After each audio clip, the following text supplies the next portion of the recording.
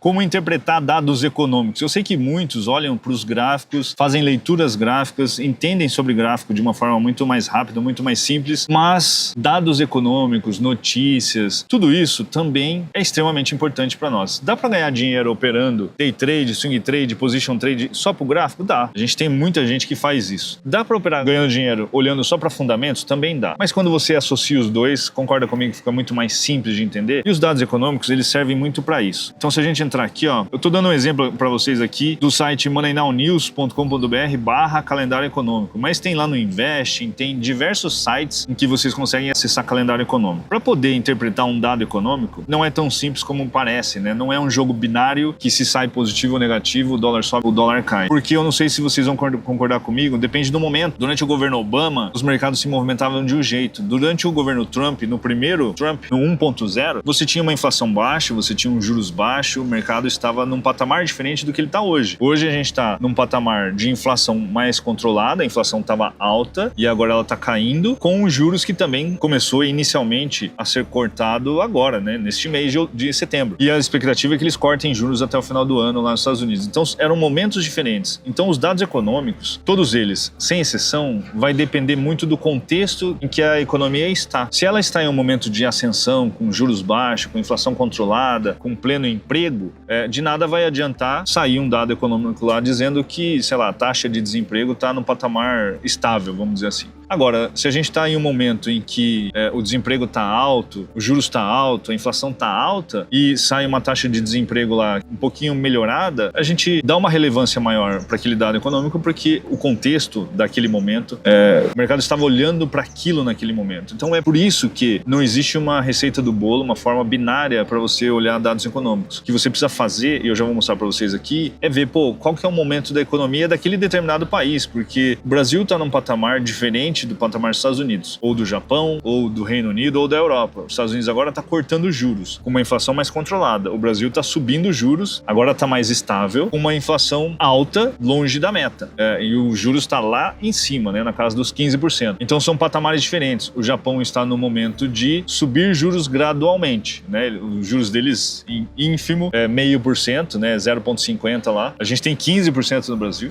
Enfim, Estados Unidos acabou de cortar ali para 4%, lembrando que é uma taxa flutuante. Mas são momentos na economia desses países que é um diferente do outro. Então não adianta você pegar um dado econômico e interpretar ele da mesma forma, sendo que as economias estão em momentos diferentes, tá? Como que você olha aqui no calendário econômico? Sempre vai ter o horário de acordo com o seu fuso horário. Então, por exemplo, vamos pegar aqui, 9h30 da manhã, de acordo com o seu fuso horário. Canadá, bandeirinha do Canadá, o dólar canadense. Aqui é volatilidade. 1 tourinho significa baixa volatilidade, 2 média, 3 alta volatilidade. Aqui o nome, neste caso aqui, o PIB mensal do mês de julho do Canadá, pegando ele como exemplo. Menos 0,1% é o número que saiu no mês anterior. Então, se aqui é a expectativa para julho, esse 0,1 foi em junho, foi um mês antes, né? O do meio aqui, esse do meio, é qual é a expectativa para sair, no caso, o dado econômico ali. Então, se a gente pegar algum outro, vamos pegar um que seja fácil aqui, para vocês entenderem melhor. PIB dos Estados Unidos, 9h30 da manhã. Aí, lógico que tem a data, tá, gente? Você vem aqui, quinta-feira, dia 25 de setembro.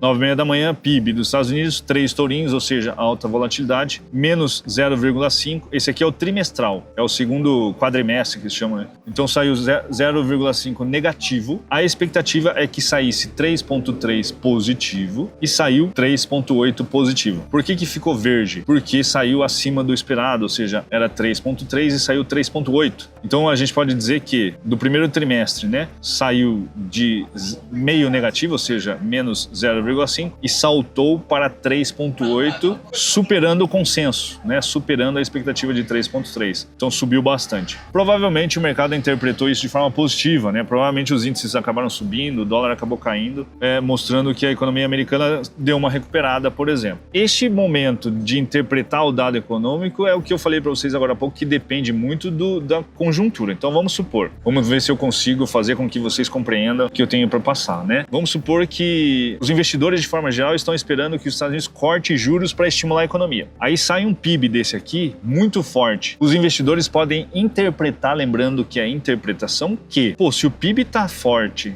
A gente está esperando que eles cortem juros para estimular a economia, de repente não vai precisar deles cortarem juros para estimular a economia porque o PIB está se recuperando muito forte, né? O mercado está muito forte. O mercado pode reagir de forma negativa. E quando isso acontece, os índices caem e o dólar sobe, o dólar dispara. Então o mercado reagindo, na maior parte das vezes, de forma negativa, é índices caindo e dólar subindo. Pô, mas dólar subindo, não seria dólar se fortalecendo? Exatamente. Só que daí a gente entra num outro debate, num outro assunto que ainda a moeda americana, ou seja, o dólar é uma moeda muito forte, requisitada no mundo inteiro, negociada através de dólares no mundo inteiro. Quando você vai fazer uma viagem para o exterior, você ainda leva dólares. Quando você vai fazer uma grande compra no exterior, ou comprar uma empresa, comprar banco, ou qualquer coisa assim, você ainda transfere em dólares e compra em dólares. Alguns países estão começando a adotar a sua própria moeda, como a China, por exemplo, a Rússia, por exemplo, mas ainda assim o dólar é o que manda. Então, em um momento de medo da economia, o dólar sobe por quê? Eu tô no Japão, o ien vai se desvalorizar e o mundo tá entrando em recessão. Eu vou largar o ien e vou comprar dólares para eu movimentar o meu dinheiro, sei lá, pro Brasil ou pra Europa ou investir em outro lugar. Então, essa busca pelo dólar faz com que ele suba também.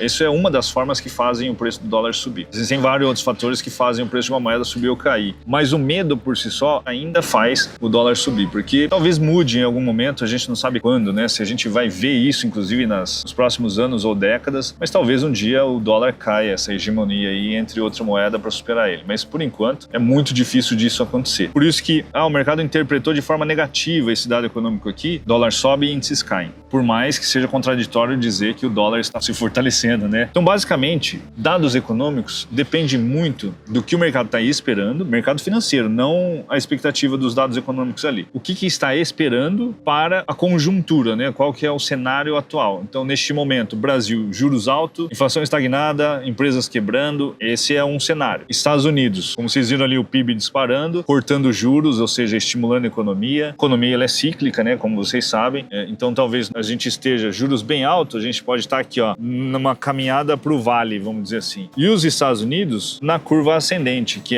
eles já fizeram um pouso suave, a economia deles, e agora eles estão estimulando a economia de novo para ela voltar a se recuperar. Então são momentos diferentes. A gente está com juros lá na altura, descendo de ladeira abaixo, até assim a gente está vertical. Então são momentos econômicos diferentes, e aí é lógico, o mercado interpreta ali esses dados econômicos de uma maneira distinta, tá bom? Se você curtiu esse tipo de conteúdo, não deixe de dar um curtir aqui, se inscrever no canal. Eu tenho postado cada vez mais vídeos como esse, não tinha esse costume de fazer, e se eu estou ajudando vocês de alguma forma a entender melhor o mercado, ou se vocês têm algo que vocês gostariam de ver nesse canal, deixe aqui nos comentários que eu leio um por um e a gente pode trazer mais conteúdos como esse para ajudar vocês no dia a dia, beleza? Vejo vocês no próximo vídeo. Tchau!